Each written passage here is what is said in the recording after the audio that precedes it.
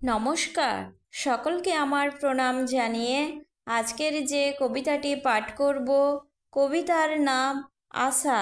কবি হলেন সুবল চন্দ্র দাস। আমার আশা তোমায় পাবো ভবে নতুন করে, জড়িয়ে যাবে হৃদয় মম, নয়ন যাবে ভরে। নাম ঠিকানা শুধিয়ে নেব প্রথম আলাপনে, আমায় ফাঁকি দেবার জন্য লুকাবে কোন বনে। বাতাস হয়ে খুঁজবো আমি বসন দেব নেড়ে, ভুল করেছি অনেকবার তোমার পিছু ছেড়ে। লোকের ভিড়ে হারিয়ে যাও আর পাইনে খোঁজ, তোমার জন্য আপন মনে তাই যে লিখি রোজ। নিজেরে তুমি আড়াল করে দিয়েছ বহু ধোকা, কাঠ পাথরে পূজন করে হয়েছি আমি বোকা।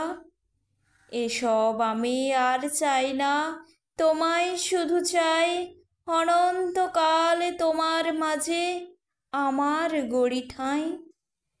আমার আশা পুরাও তুমি এই মিনতি মোর, তোমার হতে আসবে জানি আমার শুভ ভোর।